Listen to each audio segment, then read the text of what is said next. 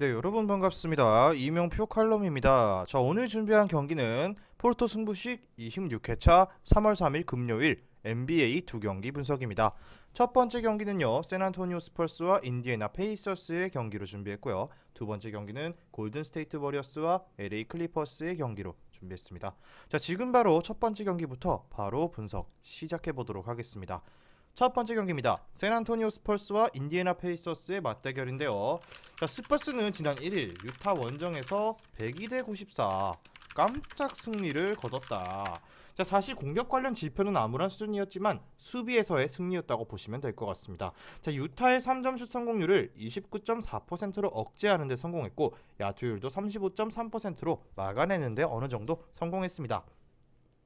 게다가 총 20개의 실책을 유발해내는 등 각종 트랩 디펜스가 위력을 발휘했는데요.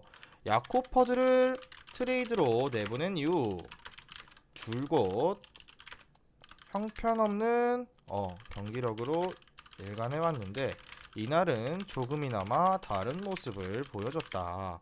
자, 게다가 부상 이탈자들이 5명, 6명씩이나 되는 상황에서 이런 좋은 경기를 했다는 것은 거의 기적에 가까운 일이었다라고 볼 수 있습니다. 자, 다음은 원정팀 인디애나입니다. 자, 인디애나는 지난 1일 댈러스 원정에서 승리했습니다. 하지만 막판 4분여간 공격에서 말 그대로 아무것도 못하는 바람에 역전패를 당할 위기까지 갔다는 것은 대단히 아쉽습니다. 자, 시간이 살렸던 경기라고 볼 수 있는데요. 게다가 이날 경기에서 타이리스 할리버튼이 종아리 염좌 때문에 훈련을 제대로 소화 못했다는 인디애나 지역 언론 뉴스를 입수했습니다. 자, 결장할 가능성이 그만큼 높다는 얘긴데요. 만약에 할리버튼이 결장한다고 해도 맥코넬과 버디힐드 그리고 터너, 네마드, 레더린 등은 건강하기 때문에 인디애나가 리그 최약체 샌안토니오를 상대로 패한다는 것은 사실상 상상하기는 어렵습니다. 게다가 스퍼스의 에이스 켈든 존스는 발부상으로 결정할지도 모른다고 하는데요. 인디애나는 그래도 플레이인 토너먼트 도전 중이고 샌안토니오는 이미 탱킹에 들어간 팀이라고 보셔야 됩니다. 자, 동기부여의 차이를 무시해서는 안 되고 만약 할리버튼까지 출전하게 된다면 볼 것도 없이 인디애나가 핸디캡까지 가져갈 것으로 보여집니다. 자, 그렇다면 언더오버인데요. 최근 계속해서 스퍼스의 경기 언오버 기준점은 상당히 높게 형성되고 있다. 자, 그럴만도 한데 리그 최악의 수비팀이기 때문인데 120에서 130점은 기본적으로 내주고 시작하는 팀이었는데요. 하지만 최근 스퍼스는 분명 달라졌다. 자, 수비가 드라마틱하게 좋아진 것은 아니지만 어쨌든 실점 라인을 소폭으로 줄이고 있는 것은 분명한 사실이고 게다가 핵심 멤버들이 죄다 부상으로 빠지면서 공격력이야 뭐 말할 것도 없이 절망적인 수준까지 도달한 상태입니다. 자, 만약 켈든 존슨과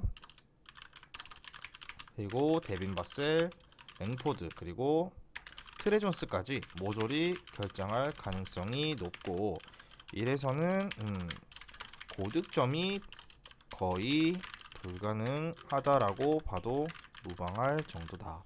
즉 저득점을 추천드려 보도록 하겠습니다.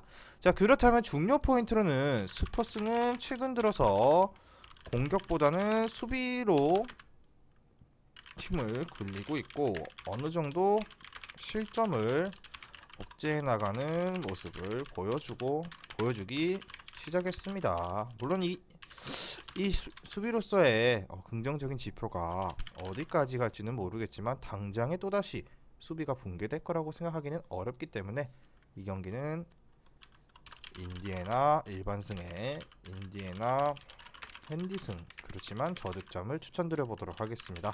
자, 두 번째 경기로 바로 넘어가도록 할게요. 자, 금일 준비한 프로토 승부식 25회차 고배당 조합입니다.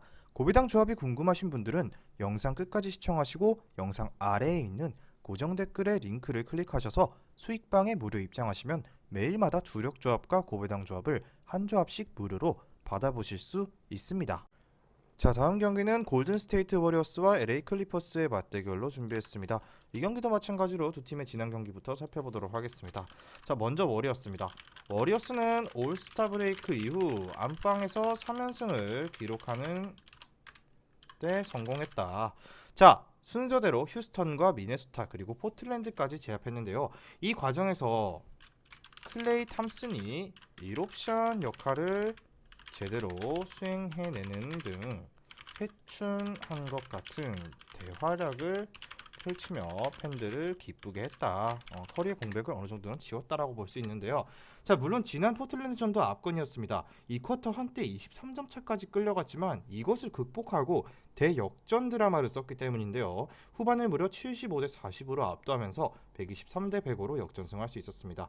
자, 확실히 워리어스는 원정에서는 틀림없이 패배를 기록해도 안방에서는 50점 이상 먹고 간다는 것도 다시 한번 확인할 수 있었던 지난 경기였습니다. 그리고 이번 경기도 홈 경기라는 점 참고해주세요. 자, 다음은 원정팀 클리퍼스입니다.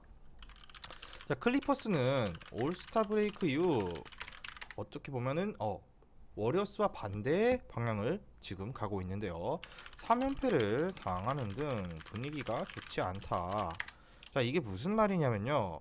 자, 1일 미네소타와의 홈 경기는 충분히 잡을 수 있었던 경기였는데 패했다는 것이 아깝습니다. 자, 그런 면에서 볼 때 이번 경기는 클리퍼스가 연패를 벗어날 수 있는 절호의 찬스라고 보여집니다. 물론 워리어스는 스테픈 커리와 위긴스가 여전히 결장하는데 조던 풀이 출전이 가능하지만 무릎 타박상을 입은 상태라 100%의 컨디션을 발휘하기가 어렵습니다. 거기에 단테 디빈첸조와 쿠민가는 기복이 있는 선수고 디그린은 클리퍼스의 포워드 뎁스가 충분히 커버 가능하다라고 보면 될 것 같습니다. 자, 위긴스가 못 나오는 워리어스는 당장 카와이와 폴 조지에 대한 매치업부터 골머리를 앓을 수밖에 없고요. 조던 풀의 허약한 수비 또한 웨스트브룩에게 충분히 공략당할 수 있다라고 보여집니다. 난타전으로 가게 됐을 때는 클리퍼스가 확실히 불리해질 것입니다. 자, 난타전으로 흘러가게 되면 클리퍼스가 확실히 불리하게 될 경기다. 자, 최근 킹스와의 2차 연장에서 패배를 기록하기도 했고요. 덴버와의 연장전에서도 패배했고 미네소타전까지 패한 것 모두 막판 체력 저하와 급격한 관련이 있습니다. 즉 달리는 농구와 그리고 업템포가 지속되면 클리퍼스는 또다시 막판에 체력이 방전될 가능성이 있다. 어쩌면 높다라고 정리를 하겠습니다. 자, 그렇기 때문에 템포를 조절해가면서 워리어스가 달리지 못하게 만드는 것이 아마 클리퍼스 이번 경기의 핵심인데요. 그래야만이 워리어스의 3점슛 소나기를 어느 정도 억제할 수 있고요. 또한 골든스테이트는 최근 3경기에서 모두 상대를 105점 이하로 봉쇄하는 놀라운 수비를 보여줬다는 점을 봤을 때는 저등점 쪽 접근을 추천드려 보도록 하겠습니다. 자, 그렇다면 중요 포인트는 클리퍼스는 최근 3연패를 기록하면서 선수단이 지쳐있고 골든스테이트는 올스타 브레이크 이후 홈에서 3연승을 기록 중입니다. 자, 그렇기 때문에 그렇지만서도 클리퍼스 승에 골든스테이트 핸디승 추천드리고요. 클리퍼스 핸디승이죠. 네. 클리퍼스 핸디승에 마찬가지로 저득점 1순위로 추천드려 보도록 하겠습니다. 자, 오늘 준비한 경기 분석은 여기까지고요. 최종 조합은 영상 하단에 고정 댓글에 링크로 문의 주시면 매일마다 수익방에서 주력 조합과 고배당 조합 한 조합씩 무료로 받아보실 수 있습니다. 저는 내일 경기 분석으로 돌아오도록 하겠습니다. 미리 말씀드리지만 제가 프리뷰해드린 내용은 말 그대로 내용 분석입니다. 수익으로 이어지는 최종 조합은 유튜브에 공개할 수가 없기 때문에 현재 영상 고정 댓글로 카톡 주시면 경기별 실시간 라인업 및 심판 성향까지 분석한 최종 조합 드리겠습니다.